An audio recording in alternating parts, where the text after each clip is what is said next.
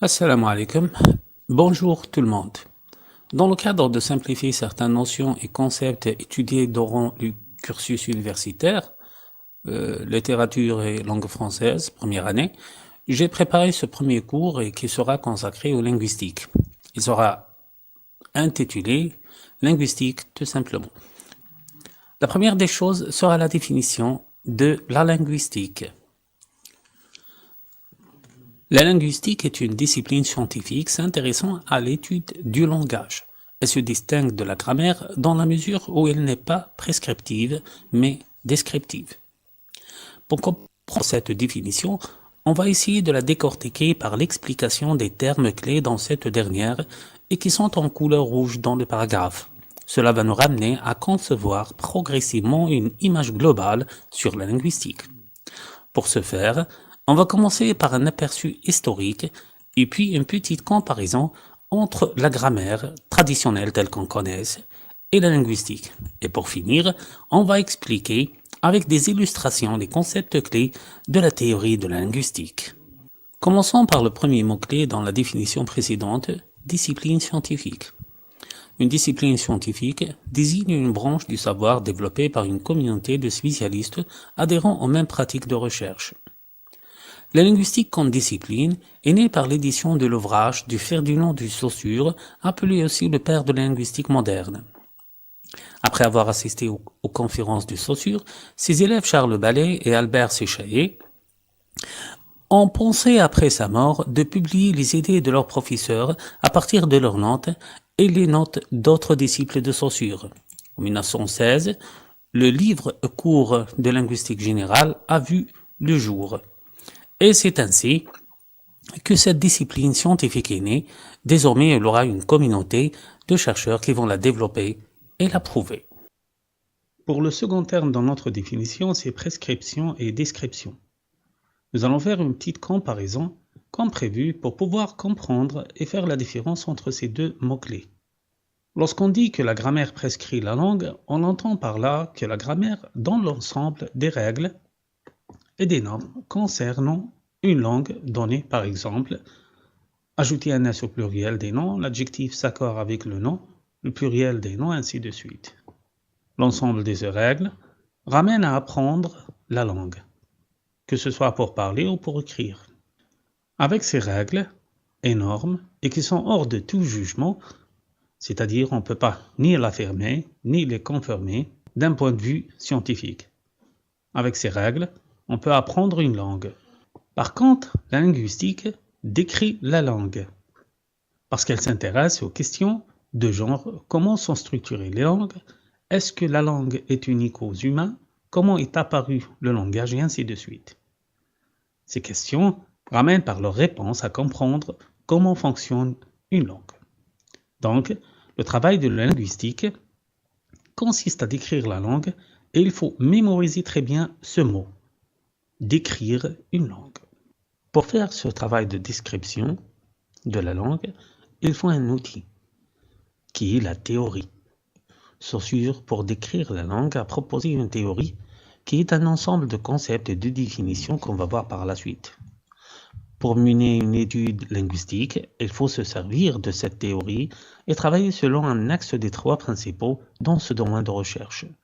Un axe ici veut dire une manière ou une approche qui caractérise une étude linguistique. Comme on a déjà dit, les études linguistiques peuvent être soit synchroniques. Les études synchroniques d'une langue s'intéressent seulement à cette langue à un moment donné de son histoire, à un seul de ces cas. Par exemple, la grammaire scolaire est une étude linguistique selon une approche synchronique. Et diachronique, sur le même axe. Une étude diachronique, c'est lorsque l'étude s'intéresse à l'histoire de la langue, à son évolution, la situe dans une famille de langues et décrit les changements structurels qu'elle a subis dans le temps. La linguistique historique est une étude linguistique selon une approche diachronique.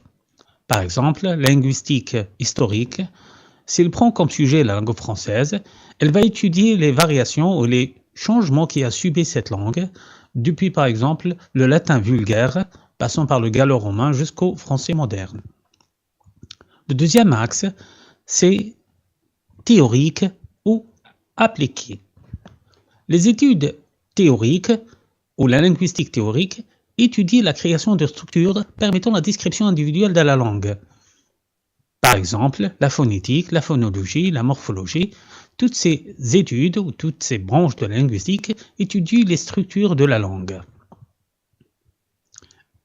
Et appliquée, la linguistique appliquée se sert de ces recherches pour les appliquer à d'autres domaines. Par exemple, étudier la linguistique pour se servir dans la didactique des langues, ou la pathologie du langage, ou le dictionnérique, ainsi de suite.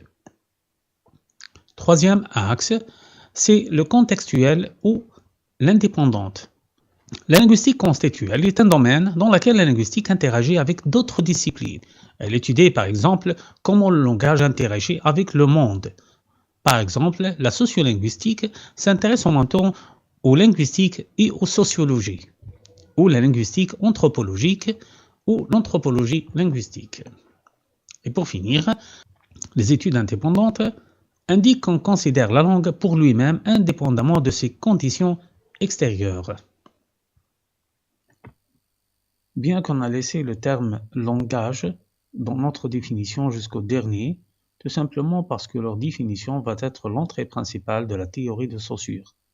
Un langage est un système de communication. Supposons deux interlocuteurs A et B. La communication entre ces deux derniers va se réaliser par l'échange d'un flux d'informations. Le support de cette information se diffère suivant les partenaires de l'acte de communication. Par exemple, chez les abeilles, le support de l'information, ce sera les signaux gestuels. Chez les oiseaux, ce sera les signaux acoustiques et des signaux chimiques chez les fourmis. Pour l'être humain, c'est le signe linguistique. Le signe linguistique parce qu'il n'est pas seulement acoustique, mais il y a d'autres choses qui vont avec le son. Le signe linguistique est le premier et le plus important concept de la théorie de Saussure. Pour le comprendre, on va donner un exemple de communication. Supposons qu'un Français prononce le mot chien devant un Chinois qui ignore totalement la langue française. Ce Français va d'abord avoir dans son esprit ou son psychisme une entité composée de deux façades, le signifiant et le signifié, qui présente l'animal, et le signifiant qui est l'image sonore. Ces deux concepts forment ensemble le signe linguistique, et l'être humain ne peut jamais penser sans cette technique. Un signifiant seul dans l'esprit n'existe pas. Une fois prononcé, le chinois va percevoir le son et l'interprète en image acoustique, signifiant. Malheureusement, il ne trouve aucune correspondance dans son esprit pour ce mot. Le signifié, qui désigne un chien chez lui, est lié avec un autre signifiant. Résultat, à retenir, le signe linguistique se compose de signifié et signifiant. Ce dernier peut être qualifié conventionnel. Chaque communauté a sa propre convention pour l'ensemble des signes qu'il utilise dans la langue. Indissociable. Si on arrive à couper le lien entre un signifiant et un signifié, le signe linguistique disparaîtra, alors que cela n'est pas possible.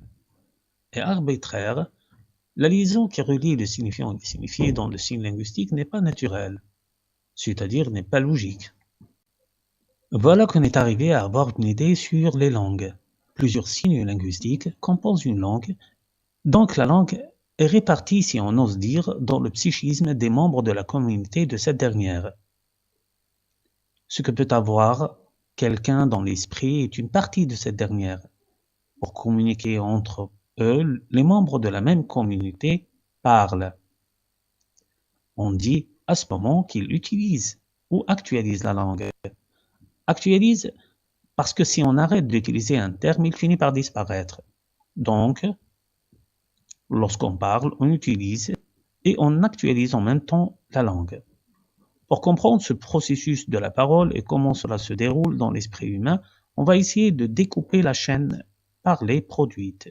Pour ce faire, il y a deux axes différents, axe syntagmatique et axe paradigmatique. Par exemple, sur la chaîne parlée, papa conduit la voiture, Papa est un syntagme, tout simplement parce qu'ils peuvent être remplacés par d'autres éléments linguistiques sur un autre axe appelé paradigmatique, c'est-à-dire l'ensemble des possibilités. Ici, par exemple, le mécanicien ou il.